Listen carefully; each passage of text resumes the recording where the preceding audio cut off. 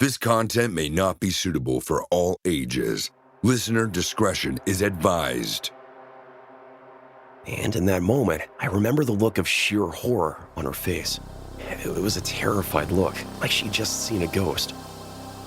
Not even 30 seconds later, a man dressed fully in black came into the room and told me to get dressed, and I quickly did as I was told. Freaked out, and her voice trembling, she said, "Bree, there's someone in your house. They're just standing in the living room." From Disturbed Media, join your host, Chad, for true tales of horror, bizarre happenings, and unexplainable events. This is Disturbed.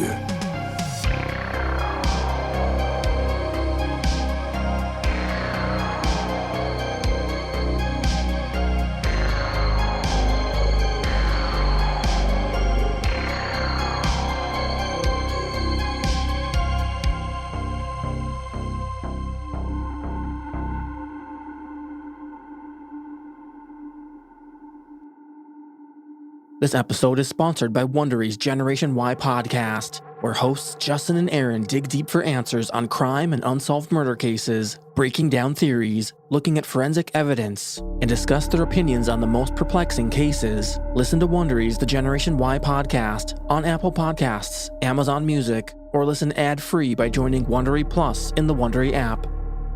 And thank you to the fun and challenging Best Fiends for supporting Disturbed. Best Fiends is the binge-worthy mobile puzzle game. Download Best Fiends free today on the Apple App Store or Google Play. That's friends without the R, Best Fiends. Welcome back in, everyone, and thanks for joining me. This week, I'm bringing you 4 true, horrifying tales and a listener voicemail that will give you that feeling of certain dread. So sit back and listen close as we dive into the horror. We open the show with our title story, an email submission from Michael, featuring voice work by Matt Bradford, and we hear the terrifying voice in the darkness.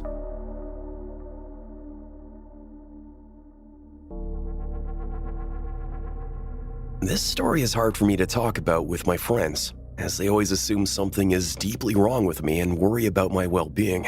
And some just don't believe this story altogether. And nonetheless, rest assured, everything is fine with me. Well, at least for now. There's a little background you need to know before I get into it. See, I grew up in a very religious and conservative household. And I mean very religious. I was raised Seventh-day Adventist. Now, people in this religion believe all sorts of things. I didn't have the happiest of childhoods.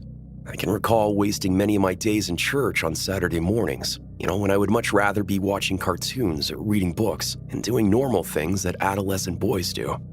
And my mother, in particular, was the most religious of all of us. She spent a lot of her time studying the Bible, singing hymns, reciting scripture, and praying out loud on her hands and knees. Sometimes she would scream during her prayers with her arms outstretched high and tears streaming down her face. And I often awoke to the sounds of her obnoxiously loud prayers. And my mom also had a very loud, booming voice, so I'm sure the neighbors could probably hear her. My mother and I never really had a great relationship. Growing up, I, along with my older brother and younger sister, suffered a lot of verbal and mental abuse from her. She scolded us often, repeatedly telling us we need to do better as followers of Christ, and that we're not good enough to be called his servants.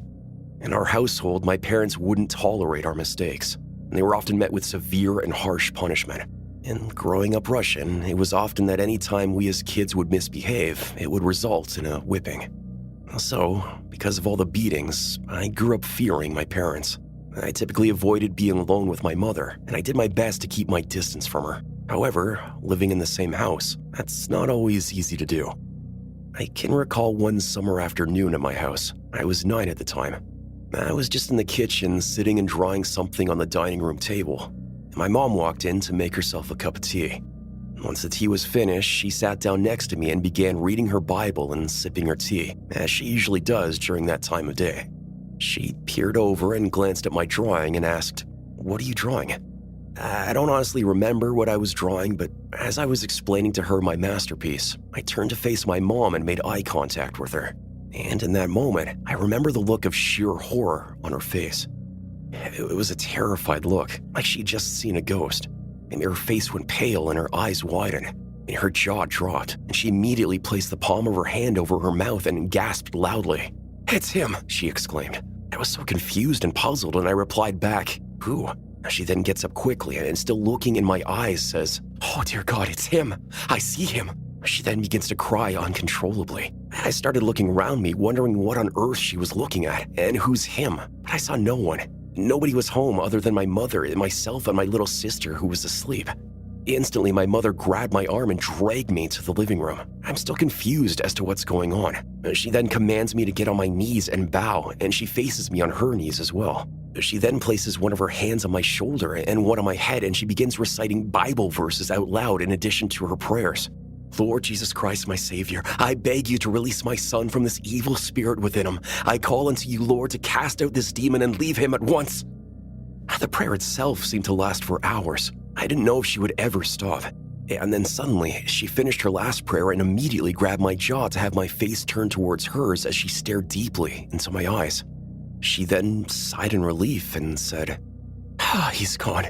She then sent me to my room with my Bible and demanded I read for the next hour to remain safe.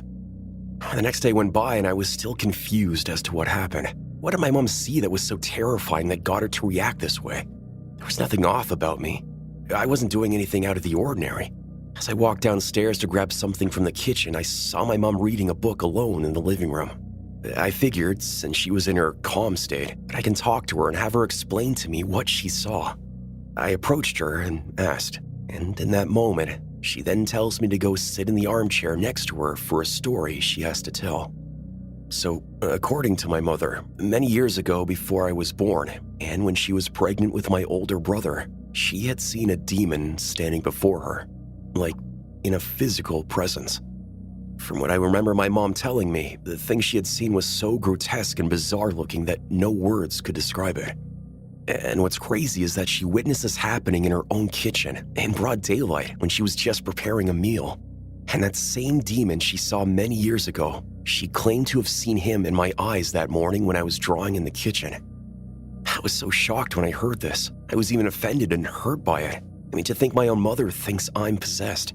And because of that incident, I often look into my pupils and my reflection in the mirror to see the demon my mom claims she saw.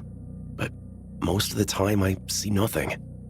Now, occasionally I do see something off about my pupils when I look into my reflection, but I always assume my mind's just playing tricks on me. However, I did begin experiencing strange happenings, particularly during the time of night when I would try to fall asleep. And this would proceed all throughout my life.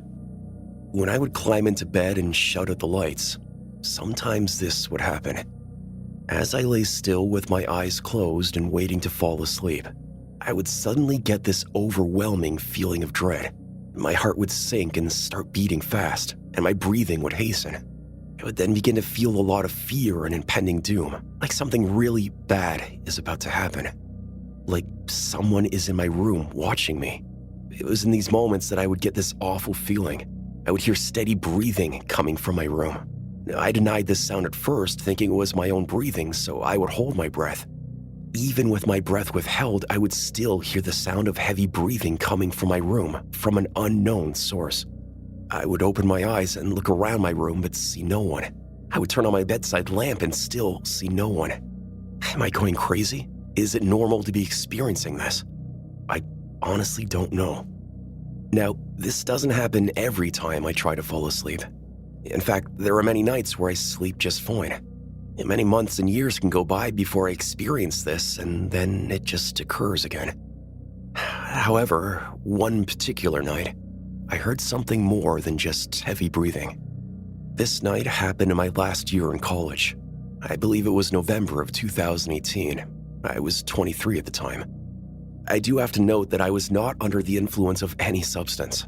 I went to bed that night totally sober, as it was a Sunday night and I had class early the next day. I crawled into bed and turned off the lights. As I was lying in bed, I began to experience that feeling of dread, followed by overwhelming fear. By this point, I was used to the feeling, so I wasn't bothered by it much. But That's when I heard it. A voice in the darkness whispered in my ear, like someone physically pressed their mouth onto my ear to whisper something. Horror and shock filled my body, so much that I nearly lost consciousness. I'd never been so scared before in my life. I immediately shot out of my bed and ran towards the light switch. I turned on the lights and looked around my bedroom, but nothing. No one. Nothing out of place even. I was still struck with fear. I knew at that moment I had to call someone and explain this paranormal encounter. The first person I thought of was my younger sister, who was 16 at the time. I would describe her as someone very spiritual, as someone who upholds her faith strongly. She studies the Bible way more than I do and practices religion way more than me. I knew she would be the best person to talk to. So I called her and explained what just happened to me. I then heard her voice trembling in response, saying, "Oh my God, I cannot believe that just happened," followed by the sound of her sobbing. We both prayed over my well-being for quite some time over the phone. Our conversation ended, and I thanked her for praying for me and hearing me out. I hung up the phone and climbed back into bed. As I laid there, I didn't experience anything unusual again, thank God. But I did keep on thinking about that voice and the encounter, and how real it all felt. That voice I heard was something inhuman, and not from this world. It was demonic sounding, very low and very deep, almost like a growl. It had the most sinister tone in it that I could not describe, a kind of tone that holds unthinkable intentions behind it. It said 4 words to me that made my skin crawl and the breath leave my lungs. I'm coming for you.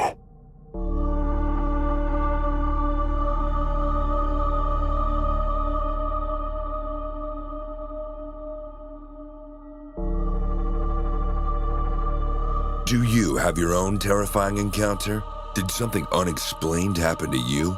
Let us know and get featured on the podcast.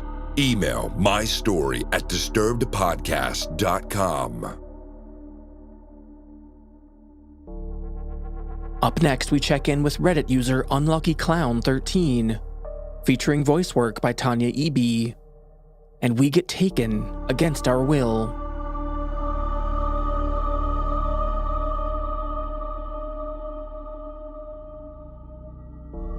I'm aware that this might be a bit long, but this is probably the scariest event of my life.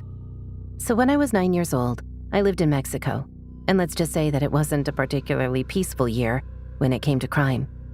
At that point, I was living with just my mom in my childhood home up in the mountains near a forest, which, full disclosure, I absolutely loved my home since I was a big fan of nature.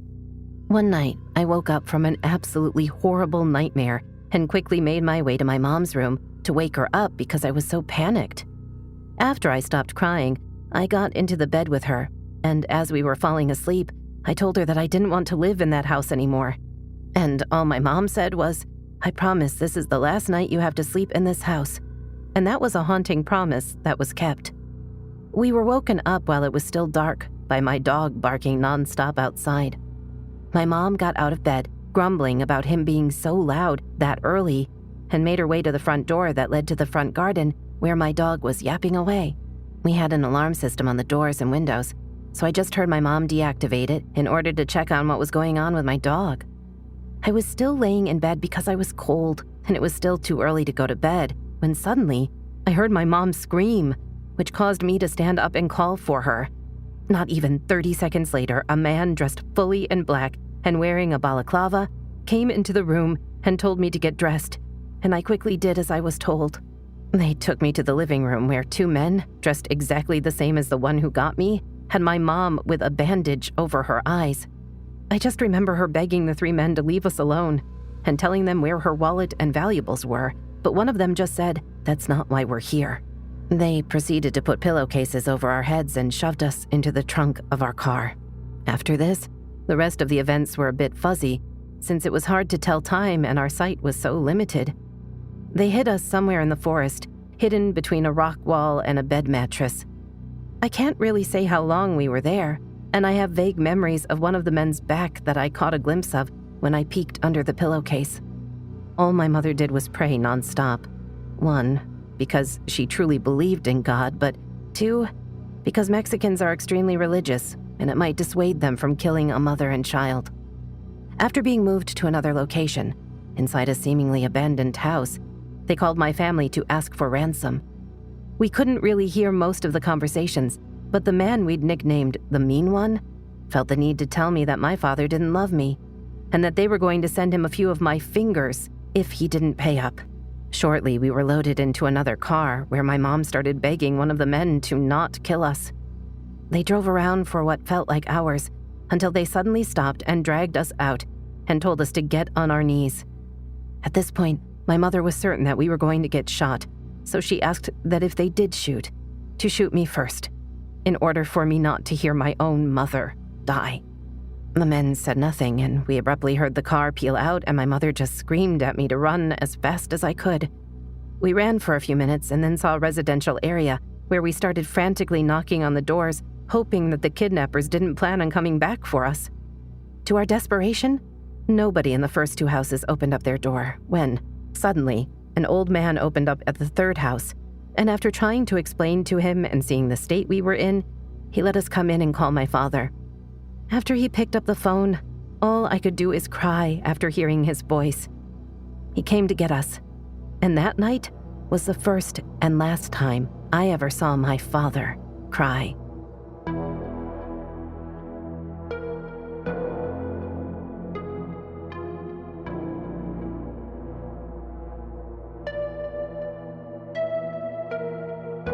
We need to get rid of some evidence. Don't go anywhere.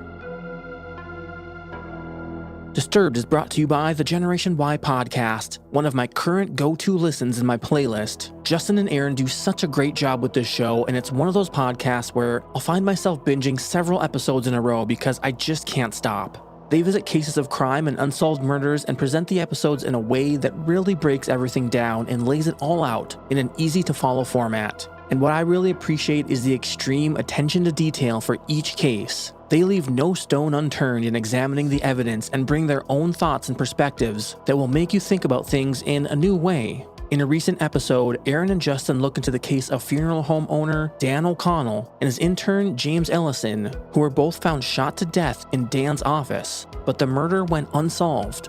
Years later, detectives interviewed a Catholic priest, Father Ryan Erickson, for a separate case. But in the process, he revealed information only the killer and detectives knew about the double murder. Then, Father Ryan hanged himself. And with their only suspect now deceased, police and the community grappled with the questions remaining. Did a Catholic priest kill two men? And if so, why? For me, Generation Y is a go-to listen because of the attention to detail and variety of cases they cover. Justin and Aaron do the victims justice in their approach to the show, and that's something that can get lost in many other podcasts. Listen to Wondery's The Generation Y podcast on Apple Podcasts, Amazon Music, or listen ad-free by joining Wondery Plus in the Wondery app. We're also brought to you by Best Fiends, the mobile puzzle game that has quickly become one of my absolute favorites. And let's face it, we all need to unwind at some point, right? You get up, you go to work, you have a stressful day. You gotta find a way to decompress, and the way I do it is Best Fiends. And what better way than losing yourself in the action? You jump right in, play a few levels, level up, move on, advance. It's a great way to get away for however long you need. And what I've been noticing happening is I'll get on a little bit of a winning streak and I just don't want to stop. It's just that fun. Anytime I know I'm going to have some spare time to kill, like the other day I was waiting back on a phone call, so I knew I needed my phone close by, and I just pulled up the Best Fiends app and jumped right back into where I was in the game. Instead of just waiting around, I was able to relieve some stress and engage my mind. And I've talked about it before, but I've been playing for close to 8 to 9 months or so, and I really haven't found a better mobile puzzle game. We're up to level 198 and counting. The game itself features tons of cute, fun characters that help you solve thousands of fun puzzles. The more you play, the more characters and features you unlock along the way. Anyone can download and jump right into the action. It doesn't matter if you've only got a few minutes or you've got all day. Best Fiends has you covered with fun, engaging gameplay. Download Best Fiends free today on the Apple App Store or Google Play. That's friends without the R, Best Fiends. Now back to the deliciously frightful Disturbed podcast with your host, Chad. Now let's hear from one of our listeners straight off the hotline at disturbedpodcast.com/hotline. free and available to all listeners. So Michael, take it away. Hi, this is Michael. I left my story about a nightcrawler spotting where I'm in South Carolina, and we have an area around here outside of King Street called Cedar Swamp, and me and my brother were out there, and just one night just hanging out and just being out in the country and nothing to do. We said, why don't we just go out and go through the woods, because that's always a great idea. So we went out, and we didn't get far at all into the woods, actually. Like, we literally walked into the wood line, and after just, several steps, we saw this maybe 2 feet, 3 foot tall. It was literally just a head with 2 legs. It didn't really have a body, and it was pale. I guess it was like white, but like I said, again, this was at night, but it was only a few feet away at the same time. You couldn't really make out many features. It's like as soon as we saw it and it came into our vision, we just kind of froze, and it didn't make a sound or anything. It just kind of looked at us, and then it turned around and ran off. And me and my brother did the same thing, just looked at each other and ran off. Went back to the house, and I've asked around for years. This was maybe 15, 16 years ago at least. And I'd never heard of these creatures before until I was watching a YouTube video called, I think, Fresno Nightcrawlers. And apparently someone in Fresno has seen them too. But that's the exact same thing I've seen. I don't know, it's just really weird. It just, I can't explain it. But yeah, but I really appreciate the chance to share the story. Hit me up anytime if you have any questions or anything. Appreciate you. Now that's what I'm talking about, the Fresno Nightcrawler. If you're not familiar, go ahead and do yourself the pleasure of a quick Google search. I think you'll be pretty creeped out by what you find. And as far as what this thing actually is, or what it could be, I'll leave that up to you to decide. Big thanks to Michael for sharing that entry, and I'm certainly looking for more stories just like this. So if you've experienced something similar to Michael, or something you just can't explain, well, go ahead and make use of our free hotline, disturbedpodcast.com/hotline. Up next, we have an email submission from Christiana, featuring voice work by Rhiannon Moushall. And sometimes it's the simplest, unexplainable things that can be the most perplexing. I'm a believer of all things paranormal with a healthy dose of skepticism, I might add. I'm generally open to all ideas and all possibilities. But something has recently come to my attention that cannot be explained, and I've kind of been obsessing over it ever since. This is kind of a long story, so bear with me. Back in the winter of 2010, I was going to a house party at my friend's house with another friend of ours. Let's call her Laura. Laura and I had smoked a joint before heading to our friend's house in preparation for the evening's events. In our late teens and early 20s, this house was our official party house. We spent many a night, be it summer or winter, on the patio of this house, drinking, playing games, and listening to music. It was our home away from home. In fact, if you talked to anyone who hung out with us back then and mentioned the patio, they would know exactly what you were talking about. We had countless parties at this place, and I knew it like the back of my hand. The layout of this house is forever scorched into my brain. I tell you that to tell you this. As I stated before, I've walked through this backyard to the screen door of the patio more times than I can ever count. It was always the same. It was a screened-in patio with a screen door that led out into the backyard and the pool.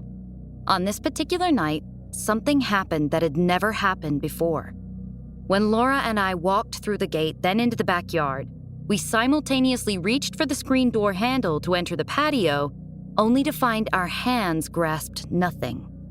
To our confusion, we noticed the handle for the door was not where we had reached, but on the opposite side. I cannot begin to express the perplexity that filled me when I'd realized I'd reached for the wrong side of the door for the handle. The look of bewilderment on Laura's face confirmed it wasn't just me. Had they moved the door handle? Had they purchased a new screen door? Totally puzzled, we opened the door and walked into the patio where I saw two of our other friends sitting inside. We'll call them Ronnie and Jake. They were sitting at one of the patio tables. The way the table was set up had Ronnie facing the patio door while Jake's back was to it. We walked inside and I directed my attention to Ronnie since this was his parents' house. I asked, "Why did y'all move the patio door handle?" He glanced up from their game of chess and looked me dead in the eye. He looked as confused as I felt. All he said was, "How stoned are you?" I felt my face turn a bright red. The embarrassment was palpable, in part because I had a massive crush on Jake and I felt like a total idiot for even asking that question in the first place. Of course they didn't change the screen door. That thing was older than me. To avoid further embarrassment, I turned on my heels and Laura and I headed inside to find our friend. Now, that experience alone was enough to note as odd, but I just chalked it up to us being high and filed it away and eventually forgot about it. Now, about a week ago, I was hanging out with another friend. I'll call her Mary. Mary was also a frequenter of the party patio back in the day. We were discussing past parties and fond memories when she began telling me a story that took place back in 2007. She proceeded to tell me about a time when she was going to hang out at the patio.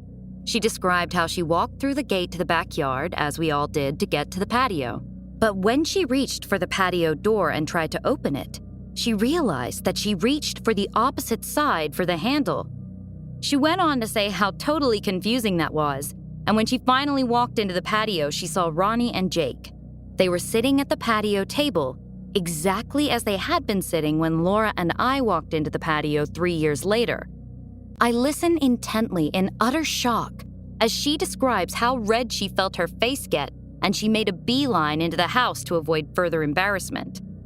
After she was done telling me her story, I asked her, "Are you fucking with me right now?" I then proceeded to tell her my story that I just told you. You see, at the time both of these events took place, Mary and I weren't on speaking terms, so we never told each other of our experiences. Over the years, Jake and I had begun dating and eventually we got married. After hanging out with Mary, I went home and told Jake all about it. He thought it was weird and kind of laughed it off, so I did too. But if I'm honest, it's really been messing with me. How could two people, 3 if you count Laura, make the same mistake in 2 different periods of time at the same place with the same patio door? It just makes no sense. After absorbing all of this information, I started reading up on things like alternate realities and the Mandela effect. Is that what happened to us? Was this some alternate reality? I guess we'll never really know what happened those 2 nights at the patio door.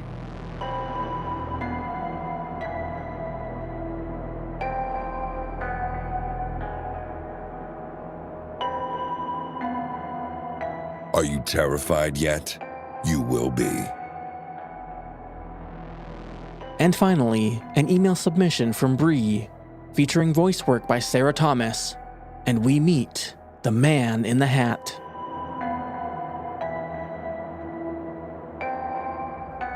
This took place around the time I was in middle school, so about 14 years ago or so. After school one day, a friend and I were going through my closet and getting rid of old clothes I could no longer fit in, because growth spurts. It was only the 2 of us in my old 2-story house in Virginia Beach that my family was renting. We moved around in that neighborhood quite a few times, and had just moved in not long ago from a townhouse across the lake. Now, I have always been a fairly sensitive and spiritual person, being able to see people and figures who weren't there, figures coming and going, and hearing noises out of nowhere. Our old townhouse had the spirit of a little girl who would always come up the stairs in the middle of the night and mess with me when I was home. Years later, the townhouse caught fire after we had eventually moved to one just a few houses down and across the street from it. And I swear, I saw the little girl in the room with the fire just waving at me. But that's a different story than the one I want to tell today. The way the house was set up is when you walked in the front door, there was the living room immediately to the left, where my friends and I would hang out sometimes. It had 2 sofas, an old school TV, you know, the ones that had a box on the back, not the flat screen types now, along with a VCR, a cable box, paintings my grandmother had done throughout her life, and an electric organ the previous owners had left behind. Yeah, that piece was haunted too. But it's not the point of the story either.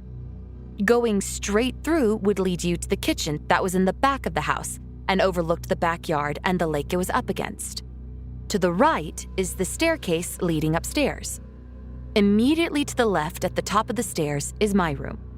So, I would always hear our 140-pound dog, Lucky, going up and down the stairs, or my parents coming and going, and the front door opening and closing just below.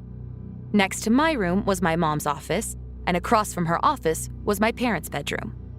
After going through my trinkets and clothing for a while, my friend announced, "Hey, I'm going to go get some water. Do you want anything?" I told her, "No, I'm good."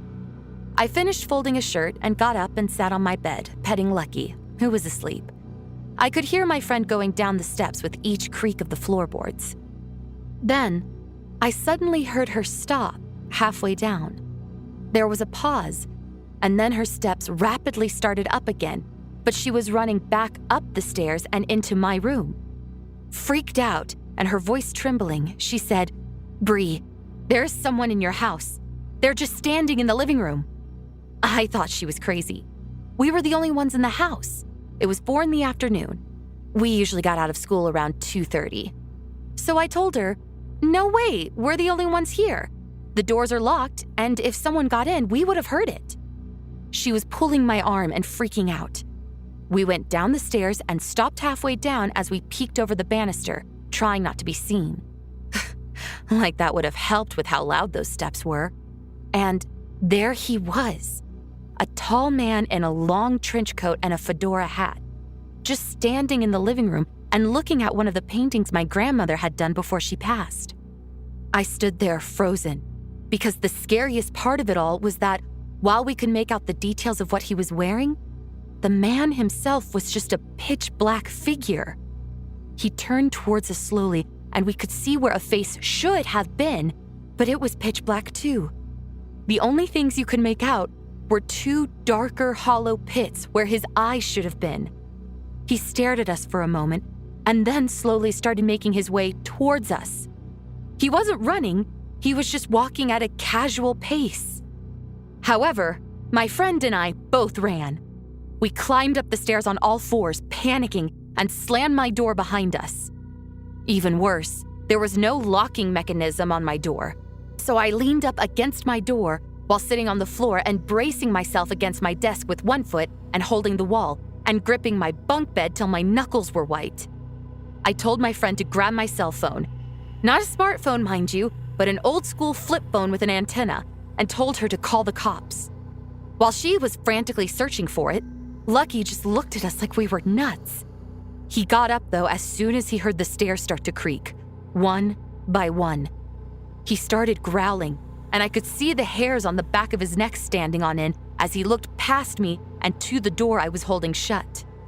Closer and closer, I heard the steps up the stairs, with my heart pounding in my ears, until the steps stopped in front of my door. I felt the floor behind me slightly dip, as it usually does if somebody walks on it, and it felt as if someone was standing there behind me, like they were waiting on the other side of the door. I wanted to scream, but I held it in and braced myself against the door, getting ready for the banging and pushing to come. I was waiting for the man to break in and do whatever unthinkable thing he was considering doing to 2 young girls. I kept thinking about how this thing wasn't human. Those hollow black pits where his eyes should have been are forever burned into my memories now. I could feel his presence on the other side of the door. My friend got off the phone with the police, and we waited there, bracing against the door, for 10 minutes. She opened the window as the police got closer and waved them down. I didn't feel the floor behind me change. It felt like he was still standing there. I kept waiting for the pushes and the door banging and aggravation of a predator not being able to catch his prey. But the bangings never started. No sounds of panic or anger, and no steps going down the stairs from where he came, and broke in through the glass on the front door. I heard more footsteps coming up the stairs, and then an officer knocked on my bedroom door asking to be let in. I eased up and slowly cracked the door open to see a man in a police uniform. The other officer went further down the hall after taking a quick look in my room. He then left to search the rest of the upstairs. He told me they searched the house and found no one. Then, my mom got home from being called in by an officer. They told us it was wrong to play tricks on the police and that it could be a serious offense. We were both panicked and scared as we told them what we saw again and again. The officers looked at each other like we were the crazy ones. Both doors were locked from inside. There was no evidence of forced entry or any open windows, aside from the one in your room that your friend used to flag us down, one of the officers told me. My mom apologized to the police and thanked them for checking up on us and answering the call. After that, I only ever saw the man in the hat one more time, peering into my room when the door was cracked late one night. We left the house to move into the townhouse across from where the fire and the little girl were. I never saw him again.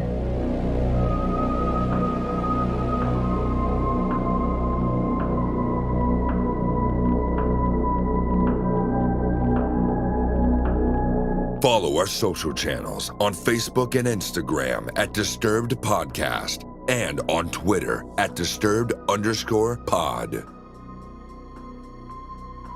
Submit your own experience to the show in writing or through our hotline, all available at disturbedpodcast.com.